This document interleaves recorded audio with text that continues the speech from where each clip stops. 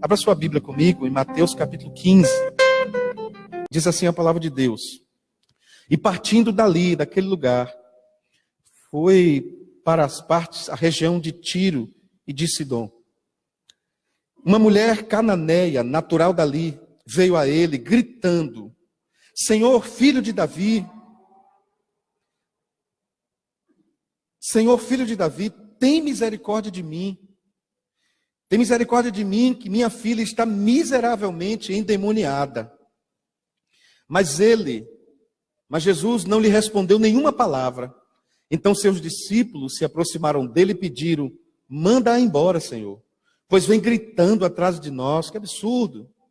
E ele respondeu: eu fui enviado apenas para as ovelhas perdidas de Israel. A mulher veio, adorou de joelhos e disse: Senhor, ajuda-me, socorre-me.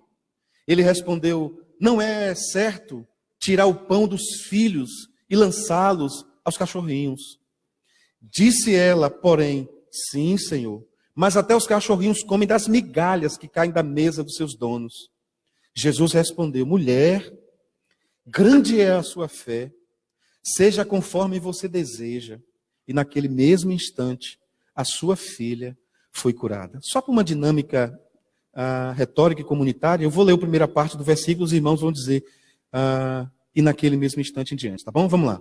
Jesus respondeu: mulher, grande é a sua fé, seja conforme você deseja.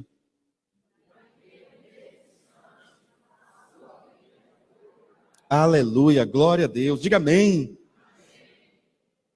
29. Jesus saiu dali e foi para a beira do mar da Galileia.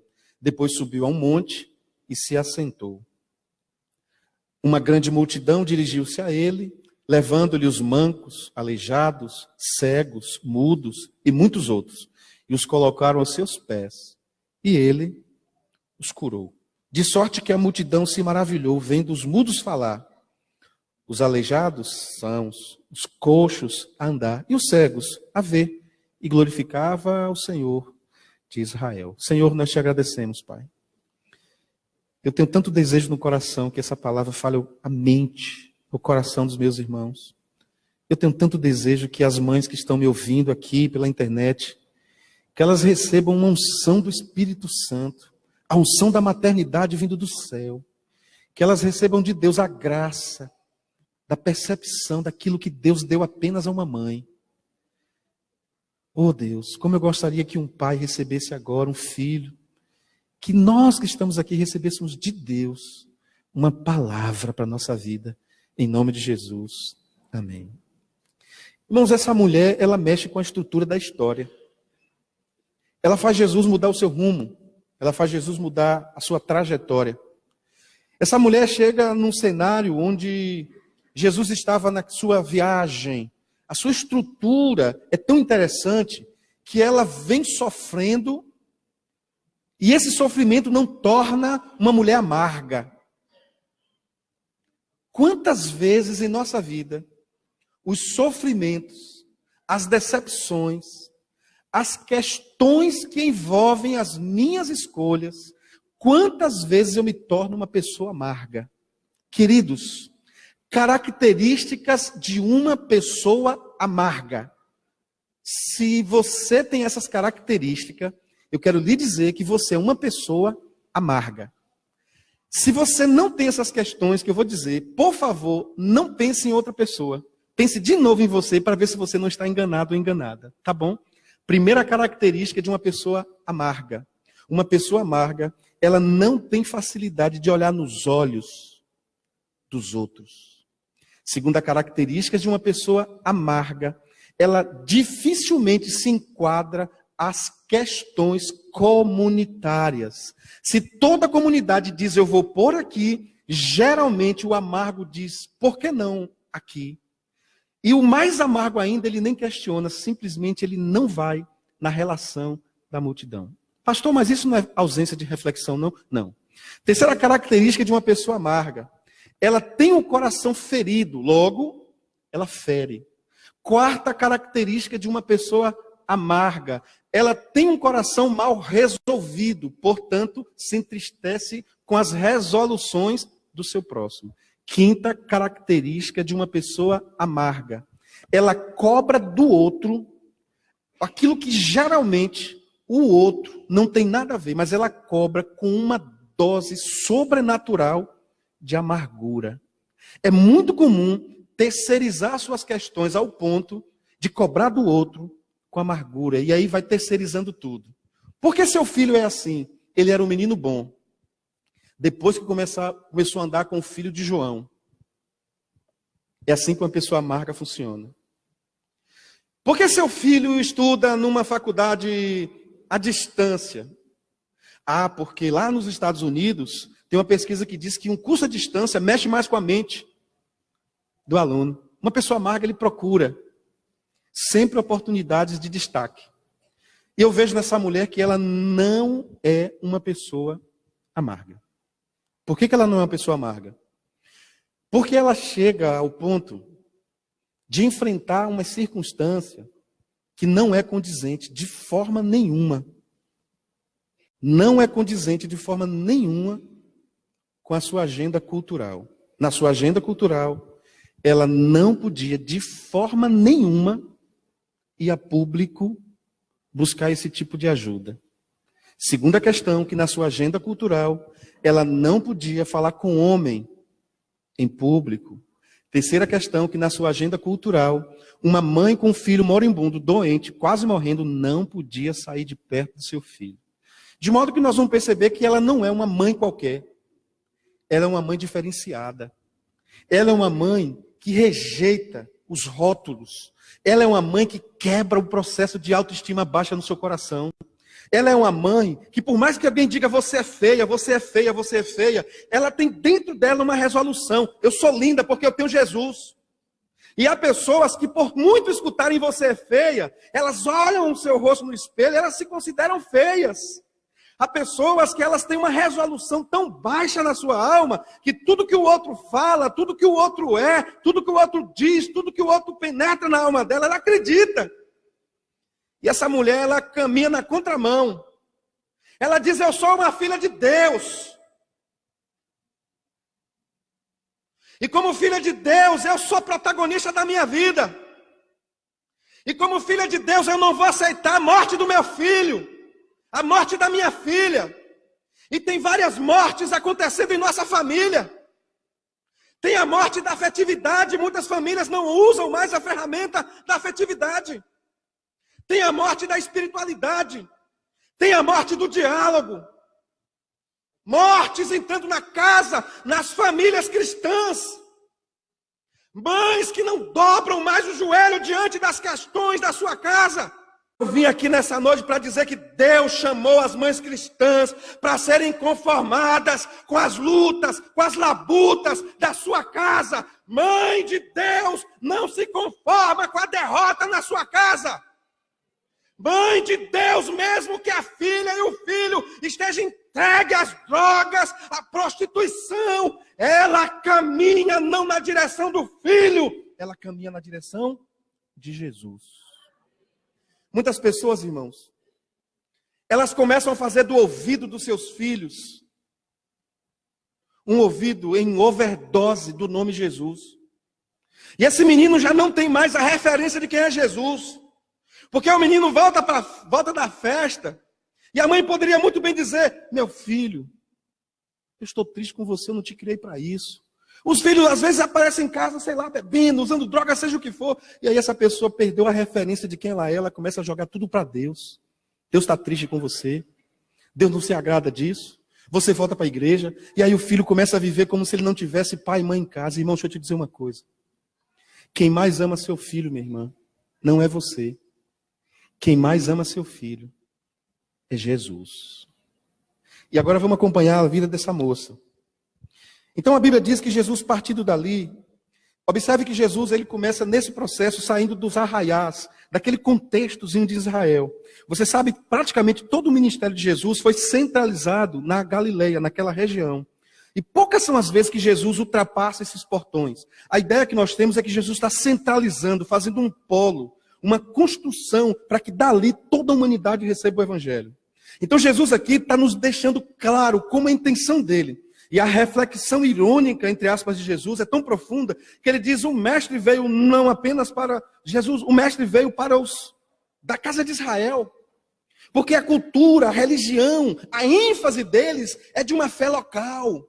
É de uma fé que abrange apenas a nossa comunidade, a nossa igreja, a nossa denominação. E o olhar de Jesus estava muito mais adiante. Jesus estava propondo um evangelho que graçasse não apenas uma religião, não apenas uma região. Jesus estava propondo um evangelho que graçasse a humanidade. Jesus está propondo um evangelho que chegue na sua casa, mas chegue também ao porteiro do seu condomínio, ao seu vizinho, ao colega de trabalho. Mas esse evangelho só vai chegar onde Jesus quer que chegue, se você for uma pessoa resolvida. Porque pessoas amargas, elas conseguem evangelizar a amargura no coração dos outros, mas elas não conseguem com facilidade evangelizar Cristo no coração dos outros. Irmãos, uma pessoa amarga, elas têm facilidade de falar de religião e discutir com muita veemência. Mas pessoas amargas, elas não se sentem bem com a graça. Porque pessoas amargas, elas correm atrás da justiça.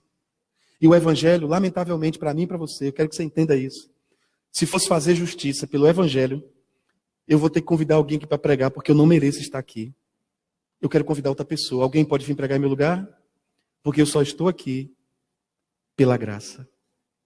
Porque se não for pela graça, é melhor fechar a igreja e pedir apenas a Jesus e os anjos que estejam aqui. Observe bem o que essa mulher faz. Verso 22 diz assim: eis que uma mulher cananeia. Essa mulher tinha saído daquelas cercanias. Observe que ela já tinha andado quilômetros. Observe que essa mulher está dizendo assim: olha, Senhor, filho de Davi. Ela reconhece quem é Jesus, a linhagem de Jesus, a soberania de Jesus, a cristandade de Jesus, o senhorio de Jesus. Ela diz: tem misericórdia de mim. Senhor, observe meu coração. Eu estou numa miséria. Por favor, me ajuda. Essa frase é tão ampla que ela está dizendo a Jesus: Senhor, prescruta a minha alma, eu estou perdida. Essa mulher está dizendo: eu estou totalmente desesperada. E qual é o motivo do desespero dessa mulher? Ela diz: eu estou com a minha filha endemoniada. Esse é um quadro de possessão, meu irmão. E quadro de possessão, é preciso que apareça alguém com consciência do que é exorcismo. Tem demônio que você levanta a mão e diz: sai em nome de Jesus. Mas tem demônio que você pega o filho e bota para sentar na sua casa e diz assim: filho, eu te amo. Tem demônio que é tirado, irmãos, com diálogo. E muitas pessoas não entendem isso.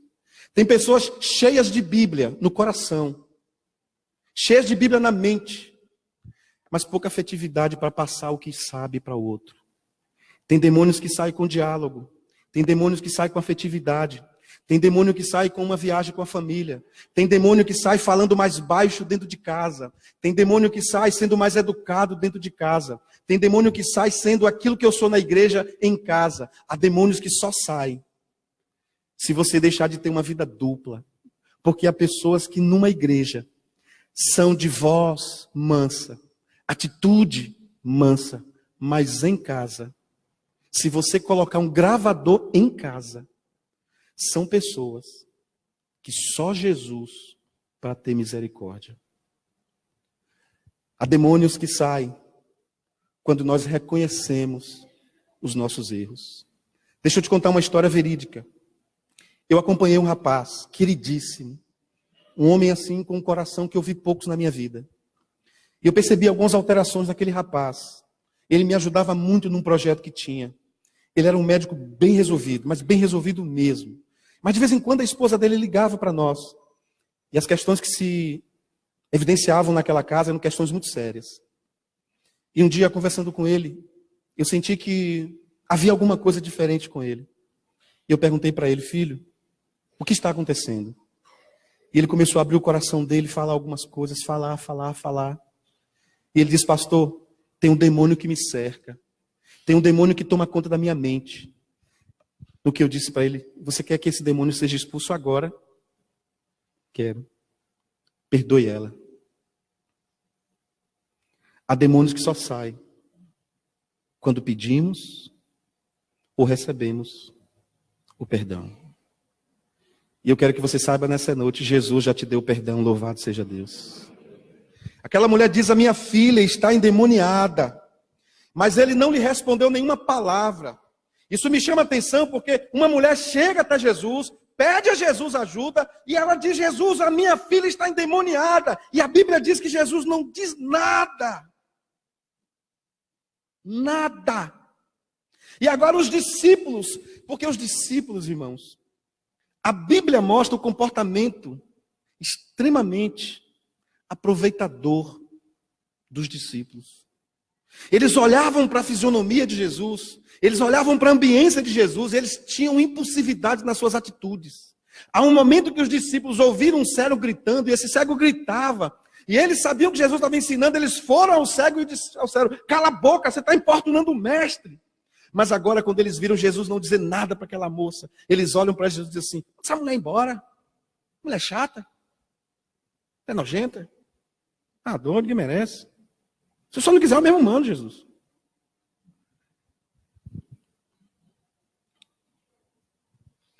E os seus discípulos chegaram a ele e rogaram dizendo: manda ela embora. Ô mulher chata, vem gritando atrás de nós. Irmão, irmã, você quer ser uma pessoa vitoriosa em sua vida? Quer ser? Grite atrás de Jesus. Ela gritava: tem misericórdia de mim, Jesus. Eu acho muito interessante, meus irmãos. Num culto como esse aqui, por exemplo, nós temos pessoas extremamente diferentes aqui. Eu quero construir uma igreja que cada um cultue ao Senhor com a sua individualidade. Se tem vontade de levantar a mão, levanta. Se tem vontade de chorar, chora. Se tem vontade de dar amém, dá amém. Se dá vontade de glória a Deus, dá glória a Deus. Sem amarrações litúrgicas. Mas, meu irmão, uma coisa é você orar pedindo a Deus para seu filho passar no vestibular. Outra coisa é você orar pedindo a Deus que a cirurgia da cabeça dele seja bem sucedida. Uma coisa é você orar pedindo a Deus que a viagem do seu filho para Aracaju seja bem sucedida. Outra coisa é você orar pedindo a Deus que o traficante que mandou dizer que vai matar seu filho não chegue na sua casa com metralhadora.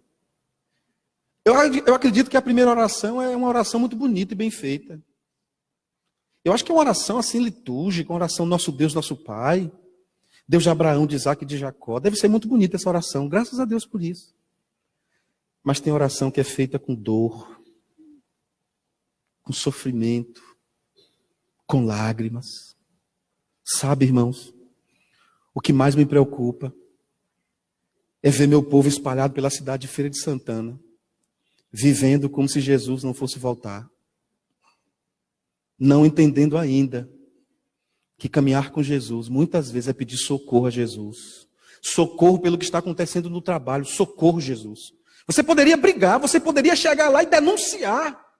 Você poderia abrir um protocolo, até no Ministério Público. Mas você é a pessoa que vai atrás de Jesus e fala: Senhor, socorro. Veja como eu estou sendo humilhada.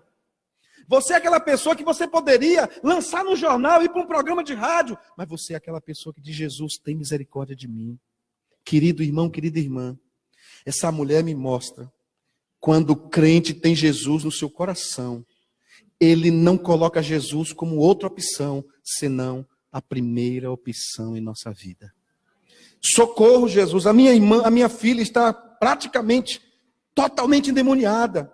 E eles rogaram, ela fica gritando atrás de nós, olha o verso 24, diz assim: e ele respondeu e disse para os discípulos: eu não fui enviado senão as ovelhas perdidas da casa de Israel. Qual é a compreensão dos discípulos agora?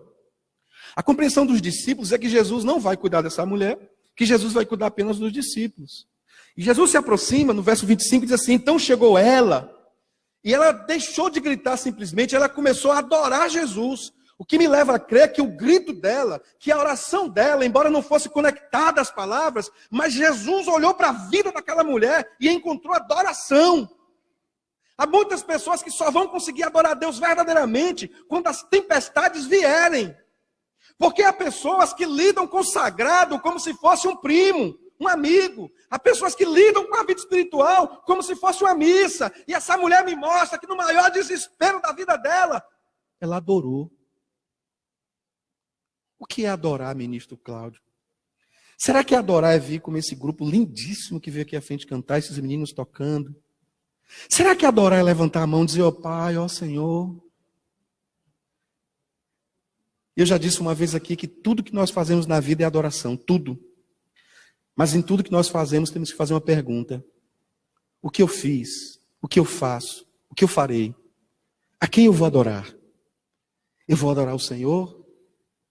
Ou vou adorar o inimigo da nossa vida? Então ela começou a adorar Jesus. Senhor, socorre-me. Socorro, Jesus. Olha o que diz o verso 26, que profundo. Ele, porém, respondendo disse. Olha que fala Jesus disse para aquela mulher. Não é bom pegar o pão dos filhos e deitá-lo aos cachorrinhos. Não é bom pegar o que é desse grupo, desse gueto religioso, desse gueto, dessa casta israelita, desse povo que conhece tudo da Bíblia, desses fariseus, desses saduceus. O que Jesus está querendo dizer é o seguinte: há um grupo que domina o conhecimento, que protagoniza um Deus extremamente local, um Deus departamentalizado na sua abrangência, mas extremamente único, local na sua referência. Um Deus privatizado. Ele é nosso e acabou. E aí quando Jesus diz isso para ela, e particularmente eu creio que Jesus está com um jogo de palavras para despertar o coração daquela mulher, quando Jesus diz para ela isso, Jesus não estava a chamando de cachorrinha, cachorrinho ou cadela. Jesus estava evidenciando o coração daquela religião, porque aquela religião achava que todas as pessoas que não eram daquele grupo, daquele gueto, eram uma sub-raça. Todos que não eram judeus eram cachorrinhos. E aquela mulher, ela cresceu ouvindo, você é uma cadelinha, você é isso. Ela foi rotulada, ela foi ministrada na sua consciência, você é isso, você é isso. E observe bem, irmãos. Jesus diz para ela, a graça é para quem mesmo? É só para os cachorrinhos? A resposta da mulher no verso 27. E ela disse, sim, Senhor. Se os religiosos dizem que eu não posso estar aqui, se eles dizem que eu sou uma marginalizada, que numa mesa eu fico embaixo, então, Senhor, eu queria dizer que eu sou um cachorrinho diferente.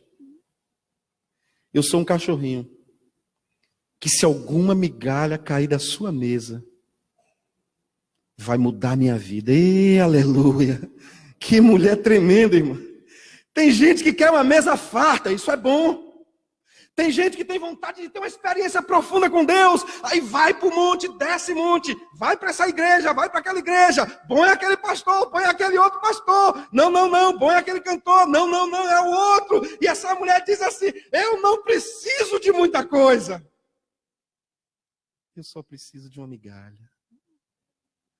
Porque a migalha de Deus faz o que o banquete de Satanás não fez na minha vida. Eu só preciso de uma migalha. Ô irmão, se Deus for o Deus que eu conheço na sua vida, peça a Ele para mudar a sua forma de enxergar. Porque as migalhas de Deus estão presentes na sua vida. Talvez você não tenha percebido isso. Senhor, se uma migalha cair da mesa do Senhor, esse cachorrinho aqui vai se esbaldar. Olha o que diz, desculpa. Olha o que diz o verso 29. Estou fazendo questão, irmão, de fazer um texto exegético e extremamente expositivo para que não fique nas minhas palavras, tá bom? Olha o que diz o verso 29.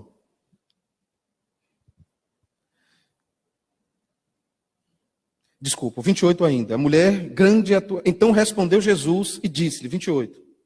Ó mulher, grande é a tua fé. Grande é a tua fé. Irmãos, que paradoxo. Ela pede uma coisa pequena e Jesus diz que a fé dela é grande. Que paradoxo. Se ela tivesse pedido uma coisa muito grande, talvez a fé dela fosse pequena. Você já viu pessoas orando na igreja, às vezes, com o microfone na mão, ou sem o microfone na mão? Eu gosto muito de ver a oração dos crentes. Eu acho os crentes assim muito interessantes. Tem crentes que oram dando aula de escola bíblica para Jesus. Jesus, o senhor sabe. Está na Bíblia o versículo tal. Tem crente que ora, irmãos, fazendo terapia de grupo. Ele começa a contar as suas dores. Ele ora e fala, Senhor, mas está doendo demais, Senhor. Só que essa pessoa não paga o preço do jejum, da oração. Só sabe falar das dores na comunidade. Parece que é um negócio doido. Eu sou pastor e eu louvo a Deus porque as pessoas me pedem oração. Mas sempre que uma pessoa me pede oração por alguma coisa, eu oro com a pessoa ali. Digo, se você não orar, talvez o milagre não aconteça. Porque nós vivemos uma época que nem as migalhas os crentes estão buscando mais. Um tempo atrás eu tive uma experiência muito séria e profunda com uma pessoa. Esse rapaz me procurou. De uma certa comunidade aí, me disse, pastor, eu estou com vergonha de ir na minha igreja. Eu disse, por quê, meu irmão? Ele disse, porque eu aprontei isso, isso e isso. Eu falei, rapaz, você não vale nada, hein? Você não deveria ter aprontado isso. Ele disse, agora, pastor, eu estou com vergonha. E aí eu resolvi ir para outra igreja, mas a minha esposa e meus filhos ficam lá na outra igreja. Eu disse, meu filho, você quer romper com isso? Volta na sua igreja. Vai ao gabinete do seu pastor. Não precisa ir para a grande congregação, não. Pede perdão ao corpo de Cristo e retoma a sua vida. Irmãos, tem muita gente com a vida cheia de gambiarras. Onde passa vai deixando rastros. E às vezes, uma comunidade de fé pode ser uma péssima referência para a cidade. Às vezes uma comunidade de fé pode ser um lugar extremamente cheio de potestades religiosas. Porque os crentes são cheios de mazelas na alma. E Deus quer trazer um tempo de santidade para a sua igreja. E a santidade acontece com os enfrentamentos. Enfrentamos os pecados escondidos. Enfrentamos as mazelas, as nossas vaidades. Enfrentamos as friezas, os problemas, os dilemas. Confessamos a nossa culpa. Quando recebemos o avivamento de Deus, ainda que eu me sinta um cachorro por tudo que fiz, eu levanto a minha voz e digo, Senhor, esse cachorro aqui clama pelas migalhas, porque esse cachorro aqui nunca mais será cachorro, eu serei chamado filho do Deus Altíssimo.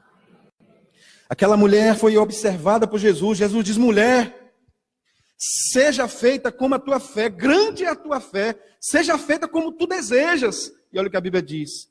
E desde aquela hora, o que aconteceu, meus irmãos?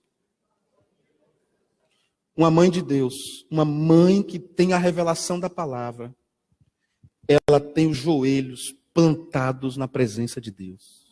Irmãos, tem coisas que você não vai conseguir com seu dinheiro. Tem um casal querido que eu amo demais. Eles estavam vivendo uma crise profunda no casamento. E eu fiz algumas recomendações a eles, eles acharam muito difícil. Dentre as recomendações que eu fiz, tira a TV do quarto. Tira a TV do quarto. Mas pastor, olha, com o problema de vocês, tem que tirar a TV do quarto. Tem que ficar pelo menos 30 dias sem WhatsApp. Irmão, se o WhatsApp é o demônio na sua vida, corta o WhatsApp. Tem mulher me ouvindo aqui que sabe que o WhatsApp é praticamente o demônio na sua vida. Mas o demônio não está no aparelho, está no teu coração. Mas o aparelho é o canal. Corta o WhatsApp. E diz para eles, corta a TV do quarto. Corta a internet. E um dia ele me ligou e falou, pastor, nós descobrimos a solução. Nós estamos muito cansados e trabalhamos muito. Nós vamos fazer uma viagem para a Europa. Falei, que bom. E quando eles me disseram onde eles iam passar, na Alemanha, eu indiquei a eles, já que vocês vão para lá, traz esse livro para mim. Vai embora. E eles foram, irmãos, pagaram a viagem à vista. Você precisa ver. Eles me mandaram as fotos, e de vez em quando eu repreendia meu coração, que me dava uma dor de cotovelo, eu disse, eu quero ir na Alemanha, que a Alemanha eu não conheço, de experiência, mais de passagem, e aí aquela dor de cotovelo, mas deixa isso para lá. E eles fizeram aquela viagem maravilhosa e voltaram. O demônio é tão interessante, irmão, desculpa a expressão, tão interessante, ele é tão terrível, que ele consegue deixar as pessoas fazerem viagens internacionais. Ele deixa fazer. Mas quando acaba a viagem internacional, o diabo volta a agir na vida da pessoa. Querido, querida, eu falo com alegria no meu coração. Se você gritar e clamar por Jesus, não há demônio que resista. Porque a viagem internacional não expulsa demônio. O dinheiro não expulsa demônio. Ser dizimista não expulsa demônio. Tem demônio que sai quando nós resolvemos dar um basta em algumas coisas. E se você não der o basta em algumas coisas, daqui a 10 anos, outro pastor vai pregar aqui, ou eu vou pregar aqui, e você vai estar no mesmo degrau da existência da sua vida. Amém, meus irmãos? Podemos orar? Pedir a Deus que nos leve para casa. Eu tenho tanta liberdade no meu coração. As pessoas me conhecem, sabem como eu tenho assim uma vontade muito grande de ser ordeiro, de terminar o culto na hora. Mas sabe um pastor que saiu de casa com a cabeça doendo demais? Com a mente dizendo, deixa outro pregar. Com o coração dizendo, você tem que ir lá. Sabe o que é um pastor ouvir de Deus? A palavra é esta. E vai ter pessoas que talvez não entendam quase nada da palavra, mas vai entender o seguinte, o pastor falou. Toda vez que pegar no WhatsApp, o Espírito Santo vai soprar essa palavra no seu coração, na sua mente. É por causa desse WhatsApp, é por causa desta pessoa do outro lado. Isto é, pelo que está no seu coração.